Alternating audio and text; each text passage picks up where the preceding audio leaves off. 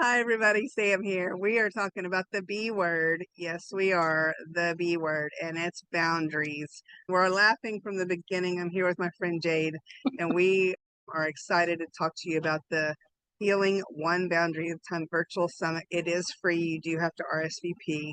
Jade is one of our 30 amazing women that are going to come and share their heart, their passion, their excitement, and how boundaries have impacted their life. And Jade, I want you just introduce yourself just a little bit, and then you and I will have a conversation about boundaries and make sure everybody knows how to sign up for the summit. All right, sounds good. My name is Jade Reese, and I am the founder of the Adventure Alchemist, and I am a visual storyteller, explorer, and just general wanderer. I love to travel. I love personal development and helping other women step into their power. And you love baby owls. I love all birds, and Let's just talk especially about that for a minute. oh my gosh, I love the birds of prey. I love birds in general. Can I tell you the story of how I love birds, how I got that? So last year I went to Uganda, and it's a solo trip to go gorilla trekking. And one of the things that I did is I went to the Bogoti Swamp. And before I left, I have a friend who really loves birds. And I said, well, what do you like about birds? And she's like, I don't know. I hadn't really thought about it. So I'm in the Bogoti Swamp with this little guy from Uganda, and he has a thing about this big. It looks like a car tire, and it's on his, and it turns out it was a speaker, and he had an app on his phone, and he would put in whatever bird, and it would call, and then the birds would come to us. So we didn't really have to go search for them. And I was thinking about the conversation with my friend. And so I said to him, Godfrey, why do you like birds? And he looked at me really funny. And like I had just asked him the most bizarre question. And so he thought about it a little while, and he said, they're colorful. So we're going on, and these birds, and it's super exciting when you call them and they actually come to you. And then he looked at me and he said, I love them because they make me so happy. And he was so happy. And that's why I love bird sounds, because they make me so happy. They just do. So happy. So happy. I got introduced by a really good friend of mine to Alridge Raptor Center about a year ago when she started working there. And the last time I went up, it was baby season, and they had over 40 babies there. They had hawks and osprey and baby owlets, and you can sponsor one. So I picked this little baby owlet, and oh my gosh, we call it Jade's baby. I got to spend a little bit of time with it. I got to feed it its little mouse and everything. And I'm like a proud mama. It's starting mouse school this week because it has to be able to feed and care for itself. While I was there, they had a baby eagle, and oh my gosh, Sam, these things are ginormous. I had no idea. It made me cry this morning because she posted a video, and its name is Flower. It came from the Ochoe River, and Ochoe is Flower. So Flower got released yesterday back in to the care of the Ochoe River. But, you know, just to see this from her not being able to feed herself, Lisa would hand feed her fish, and she had to learn how to fly and all of this stuff. It was a huge success story. And the fact that I got to be part of Flower's story, and then I'm going up in a couple of weeks and Jade's baby gets to be released. I'm hoping that I actually get to be the one to release Jade's baby. But gosh, I love that little thing. Oh, I love it so much because it makes me so cool. happy. So happy. Yeah. If y'all are new to our channel, just know that I have amazing humans that I get to connect with on a regular basis and get to be, that makes me so happy.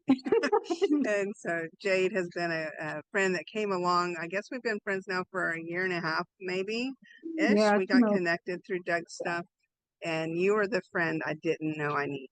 And so same. yeah, Absolute so same I'm here. so thankful that we're connected. All right. So now let's talk about boundaries just a little bit. Don't give away what you're going to be talking about at the summit, but let's just talk about boundaries in general, a little Okay. bit about maybe how they impacted your life in one way or another, or just something in general that you think that somebody listening or watching, if they hear it, they think, ooh, maybe I do need to come to this boundary thing. Okay. Well, I'll go a little deep just right off the bat here. And this is not in my boundary talk. My biggest boundary and the hardest boundary that I had was with my mother. I think a lot of people, especially as we get older, We struggle so much with the boundaries with our family, and especially those mother wounds. And there's so much guilt and shame. And growing up in the Appalachian Mountains, there's the whole honor thy mother and father above everything else. I had a therapist, and she said to me, just because somebody is your family does not give them a license to treat you like shit.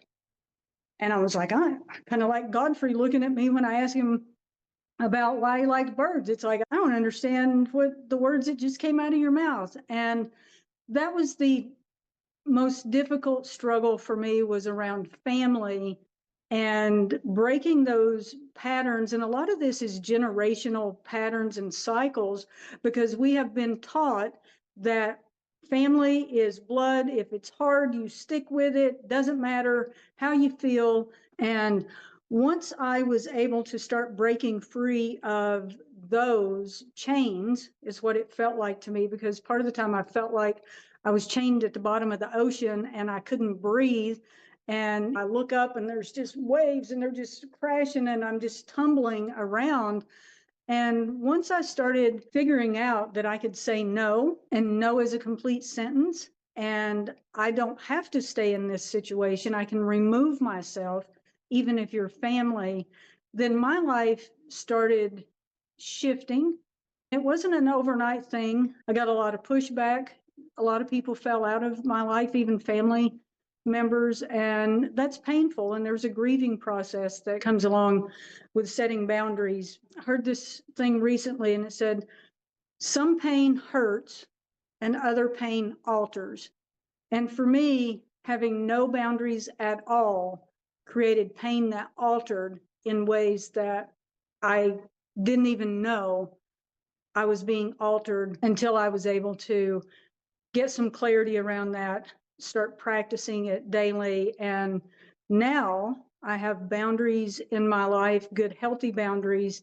My relationships thrive because of that. And I feel free. I feel nourished. And so I'm going to say boundaries make me so, so happy.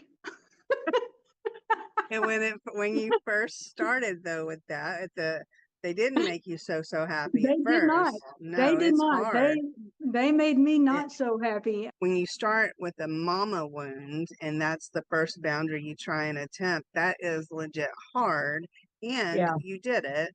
And I love the fact that so many people now are starting to understand that just because you're family doesn't mean they get to treat you like shit. And it's so true. And I do see that there's value depending on the relationship and what's happened. There is value in trying to make it work and to figure it Yeah. out and to meet in the middle and see if there's common ground, because it's what's important.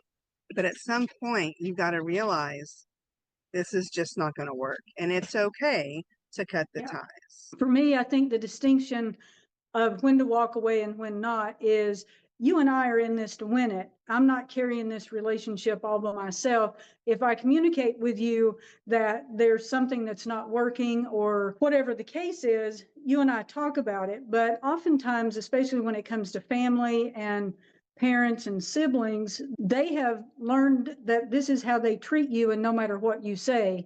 So it's a You teach one-sided. people how to treat Yes, it's harder to go back and undo dynamics versus starting with new relationships and setting those healthy boundaries. And if you can find somebody, a friend you've had a conflict with, and you can communicate and respect each other's boundaries and move forward, then that's a keeper friend. If they roll their eyes, invalidate your feelings, gaslight you, whatever the you. Tap scenario is, out.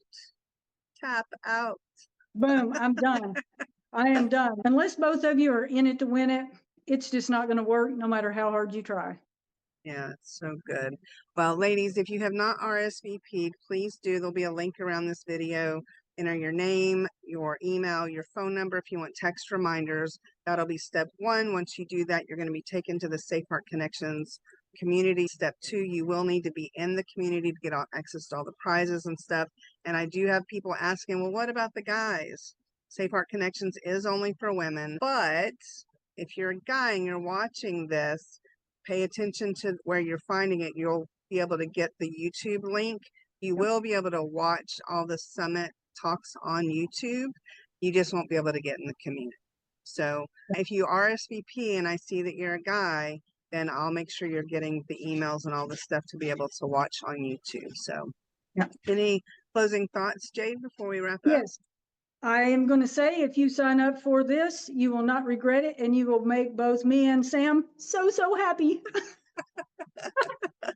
So happy. I'm going to have to start using that. I love that so much. Thank you, Jade. I'll see you soon. All right. Bye-bye.